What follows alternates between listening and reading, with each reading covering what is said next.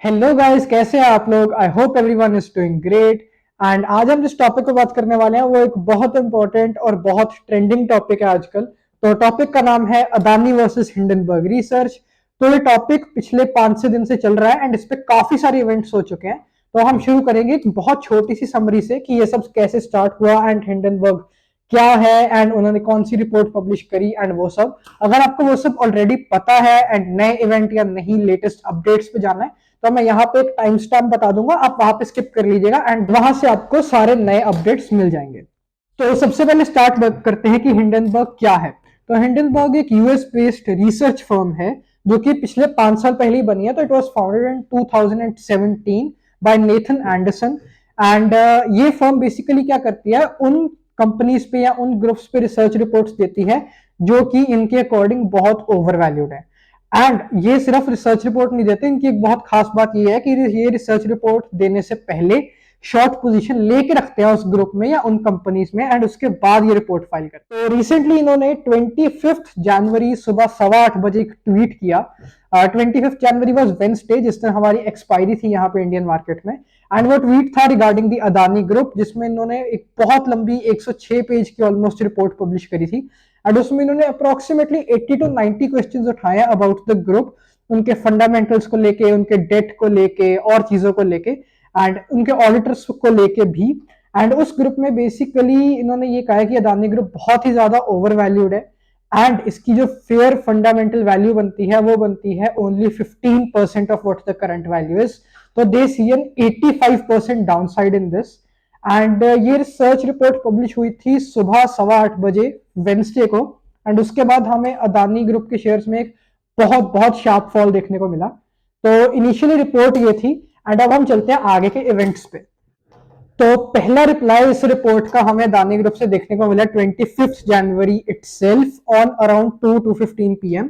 And ये reply था उनके ग्रुप सीएफओ का जो कि है जोगेशिंदर सिंह। तो उन्होंने एक मीडिया स्टेटमेंट निकाली एंड लाइव भी उन्होंने ये कहा कि they are very very saddened by this report and उसमें कुछ भी सच नहीं है। एंड जो भी उन पे एलिगेशन या उनके ग्रुप पे एलिगेशन लगाए गए हैं they have already been rejected by the highest courts in India. तो उनकी रिपोर्ट का बेसिकली ये कहना था, उनकी स्टेटमेंट का, कि ये जो रिपोर्ट आई है this is just to harm their FPO and इसमें कुछ भी सच नहीं है। ऑल्दो इस रिपोर्ट के बाद भी कुछ ज्यादा हमें सेंटिमेंट में फर्क देखने को नहीं मिला पब्लिक के एंड शेयर्स फिर भी काफी गिरे। तो इसके बाद सेकंड रिप्लाई जो हमें देखने को मिला वो मिला 26 जनवरी को, वो भी अदानी ग्रुप की तरफ से था। तो 26 को जो स्टेटमेंट आई अदानी की तरफ से it was still a little more substantial than the previous one. ये स्टेटमेंट दी गई थी उनके ग्रुप लीगल हेड जतिन की तरफ से। एंड इस स्टेटमेंट में बेसिकली वो कहना चाहते हैं कि ये जो रिपोर्ट दी गई है इसमें एक स्लाइड में उन्होंने कहा है कि वो अपना पर्सनल पोजीशन अपनी जो है वो शॉर्ट करके बैठे हैं। एंड अदानी ग्रुप के अकॉर्डिंग ये सारी रिपोर्ट इसीलिए पब्लिश करी गई है ताकि उनका पर्सनल बेनिफिट हो पाए एंड इनके एफपीओ को नुकसान हो पाए। इसीलिए इस रिपोर्ट में उन्होंने ये भी लिखा है कि they are evaluating the relevant provisions under the US and Indian laws for action against Hindenburg research. तो basically they are looking to file a case, ऐसा उन्होंने 26 जनवरी को कहा था। एंड ये स्टेटमेंट फाइल करते ही हमें हिंडनबर्ग का उसी दिन शाम को around 6 to 7 PM 26 January itself reply देखने को मिल गया। काफी सब्सटैंशियल रिप्लाई था उनका। उन्होंने उसमें कहा कि हमें 36 आवर्स हो गए रिपोर्ट रिलीज किए एंड अदानी ने एक भी इशू या एक भी क्वेश्चन का आंसर नहीं दिया है। एंड इसके बाद उन्होंने लिखा है कि हमारी 106 पेज 32,000 वर्ड रिपोर्ट में हमने 720 साइटेशंस लिखी थी जो हमने 2 सालों से प्रिपेयर करी है। एंड ये जो साइटेशंस है और ये जो हमारी प्रिपरेशन है इसमें से कुछ भी अनरिसर्च्ड नहीं है। तो अगर आप केस फाइल करना चाहते हैं तो बिल्कुल कीजिए। बट उनका ये कहना है कि हम यूएस में ऑपरेट करते हैं, तो अगर आप इतने सीरियस हैं तो आप यूएस में केस फाइल कीजिए and we'll show all the proofs we have regarding this report. तो ये सब हुआ 26 जनवरी को, जिस दिन इंडियन स्टॉक मार्केट बंद थी। एंड इस रिप्लाई के बाद 27 को स्टॉक मार्केट खुली एंड अदानी के शेयर्स में एक बहुत बहुत बहुत स्टीप डाउनफॉल आया। तो अराउंड सारे शेयर्स 15 से 20% डाउन थे। जो एफ एंड ओ के मल्टीपल सर्किट ट्रिगर्स होके सबसे नीचे गए 22-23-30% डाउन होके अराउंड 17 से 18% या 20% भी कुछ शेयर डाउन बंद हुए हैं। तो ये सारे दो सेशंस बेसिकली, एक 25 जनवरी का एंड एक 27 जनवरी का, Adani has almost lost $20 billion. तो अगर हम उसको इंडियन करेंसी में कन्वर्ट करें तो अराउंड 1,65,000 या 70,000 crore. And the group has lost more than $50 billion. तो 27 जनवरी का जो सेशन था ये बहुत ही एक डार्क फ्राइडे था अदानी ग्रुप के लिए। एंड ये पूरे मार्केट सेशन में हमें कोई रिपोर्ट या कोई स्टेटमेंट किसी की तरफ से देखने को नहीं मिली, ना ही हिंडनबर्ग की तरफ से ना ही अदानी ग्रुप की तरफ से। हाउएवर 27 का जब हमारा मार्केट सेशन बंद हुआ, खत्म हुआ, इसके बाद शाम को अदानी ग्रुप ने एक 16 पेज की पावर पॉइंट प्रेजेंटेशन निकाली जिसमें उन्होंने कहा कि हमने आपके सारे सवालों का पॉइंट बाय पॉइंट जवाब दिया है। तो इसमें उन्होंने रिगार्डिंग दी ऑडिटर्स जवाब दिया है कि फर्म के पास बहुत बड़े बड़े ऑडिटर्स हैं इंक्लूडिंग डिलॉयट, पीडब्ल्यूसी एक्सेट्रा। एंड उनका जो टोटल लोन का अमाउंट है या डेट का अमाउंट है it is not very significant and वो गिवन प्रोविजंस के अंदर है। एंड EBITDA उनकी 100% है एंड करंट रेशियो 1 से कम नहीं है। बेसिकली ये सारी एलिगेशंस जो है हिंडनबर्ग के द्वारा लगाई गई थी एंड इसका रिप्लाई उन्होंने पॉइंट बाय पॉइंट ये 16 पेज की रिपोर्ट में दिया, ऐसा उन्होंने कहा है।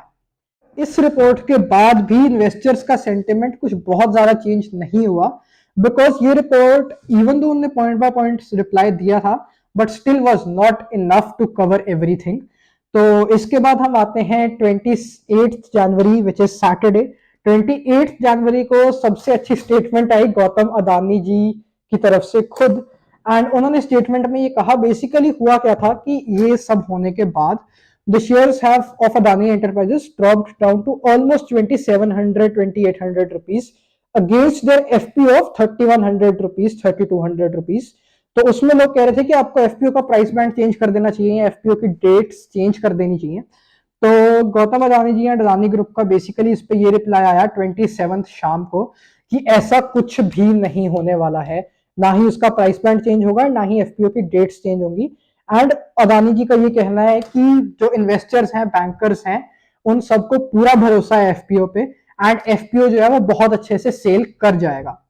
इतने पूरे कॉन्फिडेंस से अदानी जी ने ये स्टेटमेंट दी है जिसमें उनका कहना है कि हम कोई चेंजेस नहीं करने वाले हैं अपने FPO में एंड हमारा FPO भी सेल कर जाएगा। हाउएवर इसमें एक चीज नोट करने वाली ये है कि हमारे पास सब्सक्रिप्शन फिगर्स जो है वो फ्राइडे 5 बजे तक की है शाम की, उसमें IPO सिर्फ 0.01 टाइम सब्सक्राइब हुआ है which is in percentage terms approximately 1%। तो सिर्फ 1% अभी तक फ्राइडे तक IPO सब्सक्राइब हुआ था। बाकी लेटेस्ट फिगर्स जो हैं वो हमें कल मंडे के दिन देखने के लिए मिलेंगी। तो अभी तक के जो है यही इवेंट हमारे पास सामने आए हैं सारे निकल के एंड इसके बाद जैसे जैसे कोई और इवेंट भी आएगा या कोई और रिपोर्ट या मीडिया स्टेटमेंट निकल के आएगी which is substantial, I will make sure कि मैं जल्दी से जल्दी वीडियो बना के उस पर पोस्ट करूं। And this is it for today's video, guys. I hope you guys enjoyed it. And इसकी आपको explanation भी मिल गई होगी regarding what the issue is and what the latest updates are on the issue. So thank you guys for watching. Hoping to see you in the next video.